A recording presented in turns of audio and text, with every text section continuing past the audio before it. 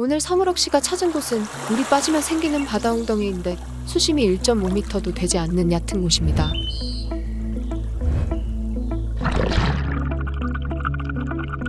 이곳에 많은 물고기들이 갇혀있을 것이라고 합니다. 우럭 씨가 물고기들을 보고 멈춥니다. 물고기가 워낙 빠르고 멀리 있어서 어떤 물고기인지 판별하기가 어렵습니다. 우럭 씨가 조심스럽게 가까이 접근해 봅니다. 감성돔이었습니다. 15cm 정도 되는 아직은 어린 물고기입니다. 감성돔은 낚시로 잡았을 때 그 손맛이 너무 좋아서 우리나라 낚시꾼들이 정말 좋아하는 물고기입니다. 반짝반짝이는 눈빛에다가 위풍당당한 자태 때문에 바다의 왕자라는 별명을 가지고 있습니다. 우럭 씨가 열심히 바다의 왕자를 쫓아가 봅니다. 한 마리가 아니라 여러 마리의 감성돔들이 있습니다. 그런데 그 감성돔들 틈에서 뭔가 다른 물고기가 튀어나옵니다. 숭어입니다. 숭어들이 감성돔들과 함께 돌아다닙니다. 이 숭어들은 우럭 씨가 평소에 보던 큰 숭어에 비해 좀 작습니다. 숭어는 1년이 지나면 25cm까지 자라는 걸로 알려져 있는데 여기에 있는 개체들이 딱 한 살 된 숭어들로 보입니다. 숭어들은 정말 못 먹는 것이 없다고 합니다.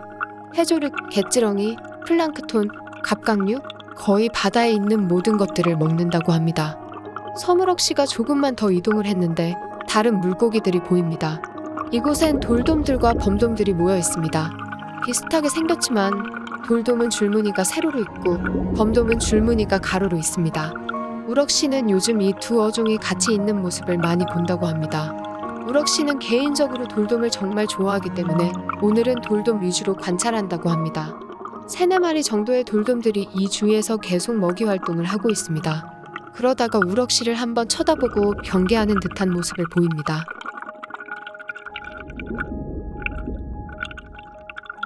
아까 봤었던 감성돔들도 위쪽으로 빠르게 지나갑니다.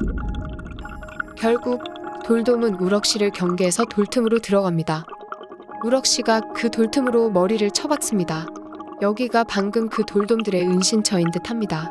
3마리가 이곳에 살고 있는 듯한데 크기가 다 다릅니다.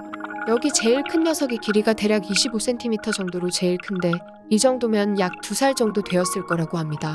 둘째는 약 15cm 정도 돼 보입니다. 셋째는 10cm 정도 돼 보이는데 아직 1살이 안 된 크기입니다. 이 돌돔들은 형제들은 아니고 다 다른 시기에 태어난 돌돔들이 룸메이트처럼 그냥 모여서 사는 것 같다고 합니다. 3마리가 떨어지지 않고 옹기종기 모여 다니는 게 정말 귀엽지 않나요? 우럭 씨가 이제 다른 곳으로 이동하는데 오랜만에 망상어들을 만났습니다. 맛이 없어서 낚시꾼들에게 천대받는 물고기이지만 물속에서 보면 귀여운 편이라고 합니다. 아직 어린 뱅에돔들도 정말 많은데 경계심이 많아서 접근하기가 어렵습니다.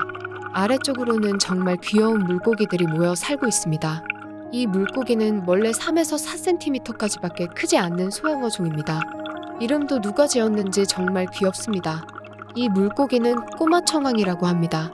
우럭 씨가 또 새로운 생물을 발견한 것 같습니다. 해조류들 속에 무언가가 숨어 있나 봅니다. 최대한 천천히 접근해 봅니다. 정말 물고기같이 생기지 않은 물고기, 실고기입니다. 우럭 씨가 더 가까이 접근해 봅니다. 실고기는 해초와 비슷한 채색과 가늘고 긴 몸매를 가지고 있습니다. 천적으로부터 위협을 받을 때는 해초 사이에 들어가 위장술로써 적을 피한다고 합니다. 보통 위장술이 뛰어난 어종은 유영하는 능력은 떨어지는 경우가 많다고 합니다. 실고기도 빨리 유영하기 어려운 체형을 가지고 있습니다. 우럭 씨가 살짝 손으로 잡아봅니다. 실고기는 해마의 사촌격이라고 할 수 있기 때문에 번식하는 과정도 비슷하다고 합니다. 수컷의 배에 주머니가 있는데 암컷이 이 주머니에 알을 낳는다고 합니다. 우럭 씨는 실고기를 자세히 관찰한 뒤에 잘 넣어주었습니다. 이제 우럭 씨는 모래지형 쪽을 탐사해봅니다. 수많은 복섬들이 지나갑니다. 복섬은 크기가 15cm 정도까지 밖에 자라지 않는 소형 복어입니다. 졸복이라고도 많이 부릅니다. 크기는 작지만 역시나 복어이기 때문에 강한 독을 지니고 있습니다. 무리에서 떨어져서 혼자 지내는 복섬도 있습니다.